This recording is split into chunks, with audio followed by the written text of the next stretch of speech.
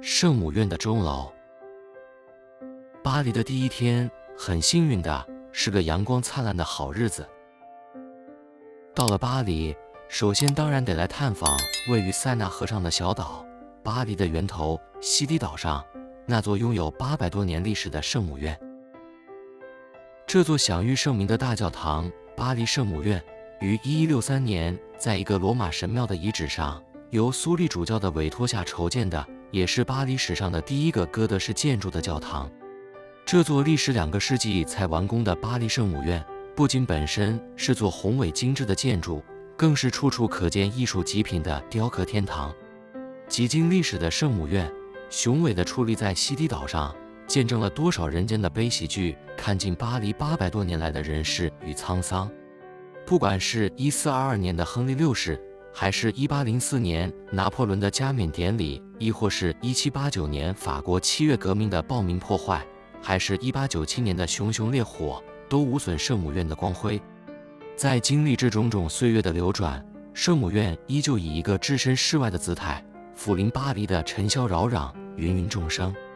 而历史的刻痕与岁月的容颜，已悄悄地爬上他黝黑的脸庞，辉映着两旁悠悠的塞纳河水。圣母院前有一个大广场，广场的周遭则到处可见巴黎的另一种浪漫——露天咖啡座。天气正好，咖啡座上可说是座无虚席，让被太阳晒得口干舌燥的我想找个地方歇个脚，喝上我的第一杯巴黎咖啡都成了不可能。在广场外围晃了一圈，不得已只好再踱步回到广场上，就着广场边的花坛边坐了下来，闷闷地抽起烟来。广场上聚满了大批的人群，拥挤得令人分不清这些到底是观光客还是当地人。混乱的景象，只闻远近人声吵杂，万头钻动的人影在阳光下像一幅融化了的图画，全糊开来了。想不到巴黎的阳光在这种4月天里也能有如此灼灼逼人的豪气，大把大把的金色条条紧往人们身上洒。广场几个角落上有许多街头艺人正努力地表演着，他们使出浑身解数，或歌或弹或舞，无不是为求得掌声与赏赐。人们因他们的表演，让这明亮的日子更加艳丽，更是慷慨解囊。我坐在广场一角，远远的还能听到空气中传来的歌声。我不禁晒，午后的艳阳将我晒得昏昏沉沉的，再加上眼前来来往往穿梭不停的人潮身影，像催眠似的，我觉得我快昏过去了。就在自己这种昏沉沉的意识中，我仿佛听见了小贩的叫卖声，人声鼎沸里，流浪的吉普赛人杂耍卖艺，街头小贩沿途做生意，马车来来往往。忽然的，我仿佛看见一只山羊嘟嘟嘟的从我眼前窜过去，把我吓得跳了起来。顺着山羊的踪迹望过去，在广场的另一个方向，远远的有一位美丽的吉普赛女郎，迎着金黄的阳光，飞散着一头黑亮的发丝，在人群中正舞动着青春的旋律。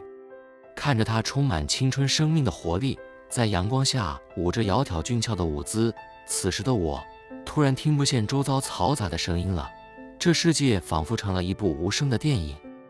我缓缓向女郎的身影寻去，我穿梭在拥挤的人潮里，我浮游在窒息的热浪里，我闪躲迎面而来的人群，我四处张望远方的身影，可那吉普赛女郎的身影却越来越远。我心里大喊着艾斯美拉达，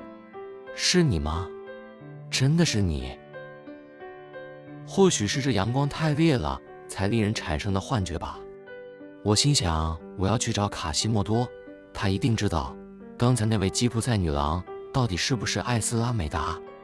于是我循着钟声的来处，踱步往教堂前走去。圣母院的正面中央处并列着3座的尖形拱门，巨大的拱门是哥德式建筑的特色。拱门上一层又一层的立体雕刻石像，精细的给人一种迷眩的感觉。大门上的雕刻都是取材自圣经上的故事，像是右面大门上是刻着圣母之母圣安娜的故事，左面则是圣母玛利亚的事迹，而中间则是不能免俗的述说着最后审判的故事。在3个拱门之上，则是一大排28个犹太王圣徒的雕像，个个表情不同，栩栩如生。这些雕像曾在法国大革命中损毁，现今的雕像都是革命后修补的。往上看，也是圣母院正面最显目的，就是一个直径10公尺的圆形大玫瑰窗，窗前有圣母及圣婴的雕像。玫瑰窗两旁高耸的楼宇，就是卡西莫多栖息的地方，著名的钟楼了。一步入圣母院内，一股清凉的空气迎面袭来，教堂内的幽暗令我霎时失去视觉，好一会儿才慢慢看得清楚四周。不愧是好几世纪的精品了，巴黎圣母院内的气氛的确震撼人心，使人不觉一阵鸡皮疙瘩翻起，是一种直通心灵深处的感动吧。我想，整个巨大的教堂内并没有任何的灯，所有的光线透过墙上大大小小的彩色玻璃窗进入，绚丽的色彩令人有一种接近天堂的幻想。巨大的簇柱迎空腾飞，承接着优雅的拱金，散放天堂的壮丽以及那种坚毅宗教信仰的豪情。我一步一趋，小心翼翼地沿着侧廊向前行，宛如一位东方来朝圣的使者。长廊边一大长排的蜡烛星星点点地闪着世人的期望，静谧的空气里充满了灵的气息。沿着侧廊的两旁是一根根巨大的簇柱，几个世纪的东西了。我轻轻地抚摸着历史的痕迹，而历史的声浪也宛如洪水般向我涌来。我将脸颊紧贴着清凉的柱子，试着去感应这里的灵气。我在心中轻轻地呼唤着：来吧，来吧，你们这一群寂寞的灵魂啊！忽的一个黑影闪过眼角，融进教堂角落的黑暗里。我循着影子的痕迹，轻轻悄悄地往角落里探，是谁的身手如此矫健，才一转眼便不见踪迹。啊，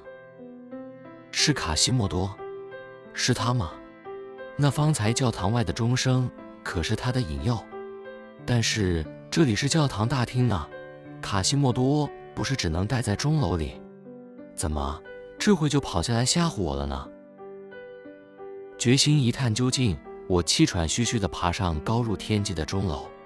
可是幽暗的钟楼里，除了那些厚实的大钟及角落的蜘蛛网外，我便寻不着卡西莫多的身影。倒是钟楼外的巴黎夕照美景令我温存了许多。站在高耸的钟楼上，一望无涯的巴黎市，夕阳衬着整个城市的背景，狠狠地泼洒了一天一地的橘红。脚底下的塞纳河有如一条闪亮亮锦带，那是卡西莫多送给艾斯拉美达的爱情信物。远处的埃菲尔铁塔竟如卡西莫多手上的玩具般精巧。面对此刻此景，我竟心生豪情，想学矫健身手的卡西莫多般翻身出钟楼，攀爬上高塔，纵身滑下飞浮壁，豪情地泼洒起飞浮壁上怪兽嘴里的水柱，对着灿烂的夕阳仰天长啸。避难啊，避难！一个中古世纪的传统，任何人都可以到圣母院教堂里大声呼喊避难。同时，教堂外腐败的政治也被关在厚重的教堂大门外。多美丽的一个传说呀！避难的人们在教堂里可再造另一个乌托邦。如果我们还能有这种幸福的际遇，能够用一句神奇的话就能将外面世界的丑恶抛弃门外，我愿意用我人生的一切来换取这样的幸福。也许卡西莫多嫌我俗人一个，懒得与我啰嗦吧。再便寻不着卡西莫多的身影，我怅怅然地下楼来。在教堂大厅前的椅子上，散落地坐着祈祷的人们，静默的我也跟着悄声地坐了下来。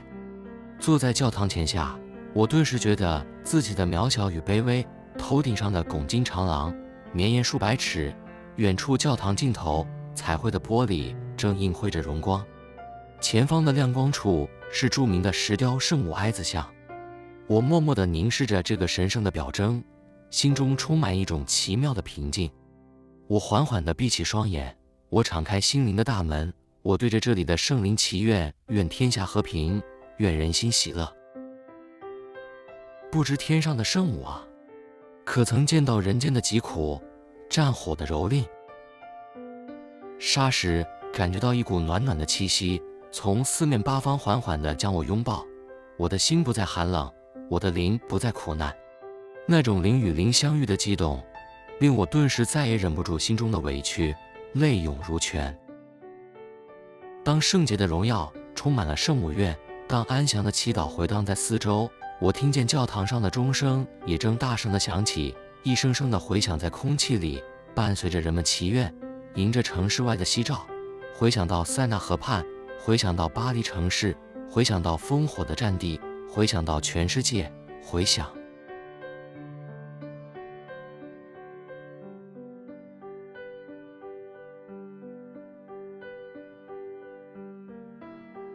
如果你喜欢这部有声书，请您按赞、订阅、加分享，谢谢。